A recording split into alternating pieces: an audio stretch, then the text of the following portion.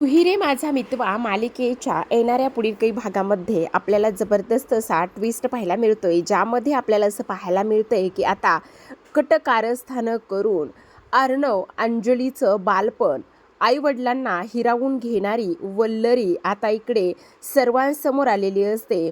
आणि रमाकांतला आता इकडे हे समजलेलं असतं की हे सगळं वल्लरीच करणारी होती आणि त्यामुळे मात्र इथे सुप्रियाला न्याय मिळालेला असतो. आणि ईश्वरीची आई निर्दोष सिद्ध झाल्याने अर्णव ईश्वरीच्या नात्याला सुद्धा चार चांद लागलेले असतात. आणि सोबतच वल्लरीची आता इकडे कुत्र्यासारखी सुप्रियाने धुलाई करून तिला धक्के मारतच घराच्या बाहेर काढलेलं असतं. आणि हा पुढाकार घेण्याचं काम इथे अर्णवने केलेलं असतं, कारण ह्या मामीमुळे आत्तापर्यंत एक नाही तर किती किती आयुष्य पणाला लागलेले आहेत. ह्या गोष्टी आता अर्णवला इथे उलगडलेल्या असतात. जेव्हा रमाकांतची धमाकेदार एंट्री होते तेव्हा मात्र वल्लरीच्या पायाखालची जमीन सरकते, कारण तिला तिचं भविष्य हे आता समोर समोर दिसायला लागलेलं असतं. हेच आपल्याला या आजच्या भागामध्ये पाहायचंय, त्यामुळे व्हिडिओ हा शेवटपर्यंत नक्कीच पहा. खूपच इंटरेस्टिंग आणि खूपच धमाकेदार असणार आहे. तर आता मालिकेमध्ये आपण पाहतोय ईश्वरीला आणि त्याचबरोबर अर्णवला आता इकडे एकच गोष्ट करायची असते की सुप्रिया ही निर्दोष आहे. मग ते कसं सिद्ध करायचं ह्या सर्व गोष्टींचा ती लोक विचार करत असतात.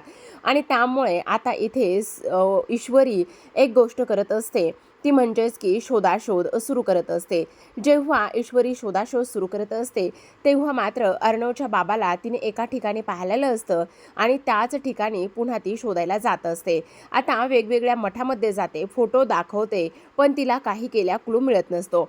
इकडे आता मामांनी सांगितल्यामुळे इथे अर्णव जो आहे तो इथे प्रपोज करणार असतो तो ईश्वरीला, आणि त्याच गोष्टी इथे तो तिच्याशी बोलत असतो. आणि त्याच वेळेला आता ईश्वरी म्हणत असते, काय सांगताय सर, तुम्ही मला प्रपोज करणार आहात आणि ह्या पद्धतीने बोलत आहात म्हटल्यावर काय बोलायचं आता, असे सुद्धा आता इथे ती बोलत असते. सोबतच आपण पाहतो की ईश्वरीला आता आनंद सुद्धा झालेला असतो, पण अर्णव अशा पद्धतीने बोलेल ही गोष्ट मात्र तिच्यासाठी खूपच जास्त वेगळी होते. पण असो, आता इकडे दुसऱ्या बाजूला अर्णव प्रपोज करणार ही गोष्ट घरातील सर्वांना माहिती असते आणि त्यामुळे वल्लरीने पूर्ण घर डोक्यावर घेतलेलं असतं. ती म्हणत असते ह्या सगळ्या गोष्टी का आणि कशामुळे होत आहेत. त्याचबरोबर इथे जो अर्णव आहे तो अर्णव तर ईश्वरीचा दिवानाच झालेला आहे, तो पूर्ण बायकोचंच ऐकतोय.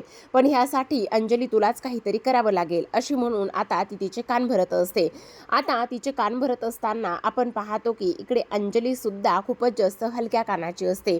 आता ईश्वरी बऱ्याच ठिकाणी शोध मोहीम सुरू करत असते. आता एका मठाचा ॲड्रेस भेटलेला असतो आणि त्या मठाच्या ठिकाणी ती जाते. जेव्हा त्या मठाच्या ठिकाणी ती जाते आणि पाहते तर काय समोर तिला अर्णवचे बाबा दिसतात. जेव्हा समोर तिला अर्णवचे बाबा दिसतात त्याच वेळेला आता आपण पाहतो की इकडे तिला धक्काच बसतो आणि ती म्हणत असते इथे बाबा तुम्ही, आणि त्यावेळेला ते म्हणत असतात मुली त्या दिवशी सुद्धा तू मला भेटली होतीस. मग आता ती त्या सगळ्या गोष्टी त्यांना सांगते, विचारते आणि त्याचबरोबर एक गोष्ट बोलत असते, तुम्ही इथे अर्णव सरांचे बाबा आहात, तुम्ही माझ्याबरोबर आत्ताच्या आत्ता येणार आहात, कारण तुमच्यामुळे आणि इथे माझ्या आईमुळे माझा संसार पणाला लागलाय. मला माहिती आहे माझी आई इथे निर्दोष आहे, पण तरीसुद्धा आता इकडे अर्णव पूर्ण तयारी करत असतो आणि पूर्ण तयारी केल्यानंतर त्याने एक लव्ह लेटरसुद्धा लिहिलेलं असतं. ज्या लव्ह लेटरमध्ये आपल्याला असं दिसतंय की आता इकडे तो ईश्वरीला हटके स्टाईलनेच प्रपोज करताना दिसणार आहे. सोबतच आता इकडे तो म्हणत असतो, बाद झालं मिस इंदोर, हा तुझा माझा खेळ आणि त्याचबरोबर इथे तू कधी सिद्ध करणार आणि मी कधी तिथपर्यंत हे ते सगळं काही थांबणार, ह्या सगळ्या गोष्टी मी नाही करून घेऊ शकत. काही जरी झालं ना तरीसुद्धा आता इकडे आपल्या नात्याला न्याय मिळालाच पाहिजे, म्हणूनच मी हे सगळं काही करत आहे असं सुद्धा आता इकडे तो बोलत असतो. सोबतच आपण पाहतो आता इकडे अर्णवने ईश्वरीला फोन केलेला असतो आणि ताबडतोब घरी ये, माझ्याकडे तुझ्यासाठी सरप्राईज आहे असं सांगितलेलं असतं. आणि त्याच वेळेला आता इकडे ती सुद्धा म्हणत असते, माझ्याकडे सुद्धा अर्णव सर तुमच्यासाठी खूपच मोठं सरप्राईज आहे, तुम्हाला तुमचा आयुष्यातला सगळ्यात मोठा आनंद मी देणार आहे असं इकडे ती बोलते. आता त्याला असं वाटत असतं की ईश्वरी आली गुलाबांच्या पाकळ्यांनी इथे तो तिचं स्वागत करणार. तेवढ्यातच रमाकांत राजेश शिर्के समोर उभे असतात आणि त्याच वेळेला तुम्ही कोण आहात असं तो विचारतो आणि ईश्वरी म्हणत असते, असं काय करताय अर्णव सर, हे तुमचे बाबा आहेत, रमाकांत राजेश शिर्के आहेत हे. असं म्हटल्यानंतर अर्णव पूर्ण घर डोक्यावर घेतो. सगळेजण बाहेर येतात आणि बाहेर आल्यानंतर इथे सगळेजण पाहत असतात. मग आता ते म्हणत असतात, "हे बघ, मला कळतंय की माझ्या त्या एका न्यूजमुळे आईनं आत्महत्या केली.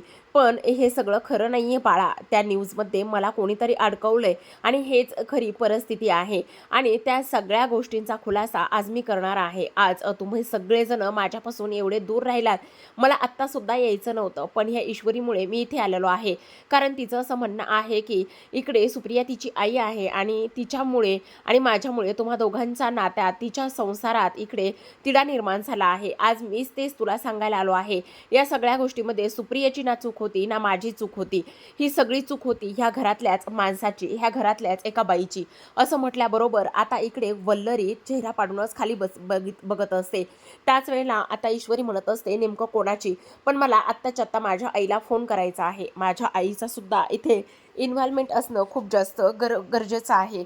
कारण तिच्या नजरेसमोर आणि तिच्या डोळ्यासमोर हे झालं पाहिजे." आता वल्लरीची चांगलीच इकडे पाचावर बसलेली असते. तिला कळत नाही, जर इथे सुप्रिया आली तर काय होईल आणि त्याचबरोबर सुप्रियाने मला पाहिलं तर ती एका झटक्यात ओळखेल. पण आता वल्लरी काढता पाय घेऊ शकत नसते. कारण इकडे आता रमाकांतचा पूर्ण रोख वल्लरीकडे असतो. तेव्हा वल्लरी म्हणत असते, "तुम्ही आलात ही गोष्ट आनंदाचीच आहे, पण तुम्ही माझ्याकडे असे का बघताय? तुमच्यामुळे आमच्या सात्विकाताई निघून गेल्या.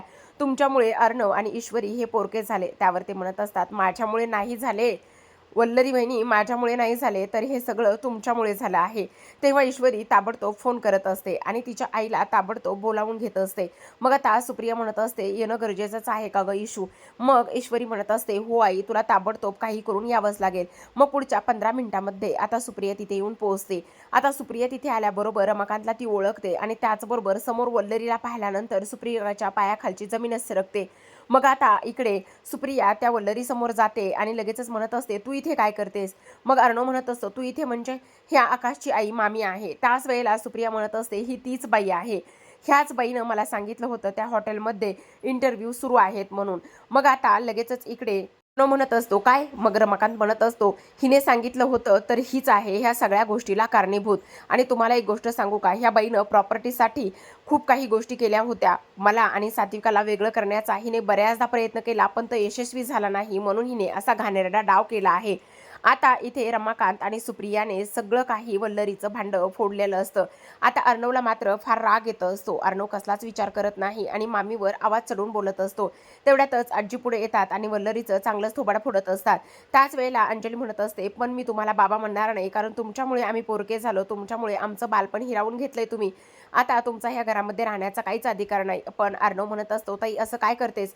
ह्या सगळ्या गोष्टींमध्ये त्यांना फसवलं गेलं होतं, अडकवलं गेलं होतं." आणि तेव्हा ईश्वरी सुद्धा म्हणत असते, "हो हो अंजलीताई, अगदी बरोबर बोलतायत अर्णव सर, कारण ह्यामध्ये त्यांची काहीच चूक नव्हती. ह्यामध्ये खरी चूक होती ती ह्या मामींची." असं म्हणून आता लगेचच ईश्वरी मामींची बॅग भरून घेऊन आलेली असते. तर अर्णव मात्र आता इथे वल्लरीला के मारतच घराच्या बाहेर काढत असतो आणि म्हणत असतो, "इथून पुढे तुमची ही काळी सावली सुद्धा आमच्या घरावर नकोय. आजपासून तुम्ही ह्या घरामध्ये राहायचं नाही. आत्ताच्या आत्ता ही बॅग उचलायची आणि चालतं व्हायचं. समजलं? ह्या घरामध्ये राहण्याचा तुमचा अधिकार तुम्ही कधीच गमावून बसला आहेत." तर आता प्रेक्षकांनो, तुम्हाला काय वाटतं? वल्लरीला कोण थांबवेल का वल्लरी कायमचं घर सोडून निघून जाईल? पाहूयात येणाऱ्या भागामध्ये. तोपर्यंत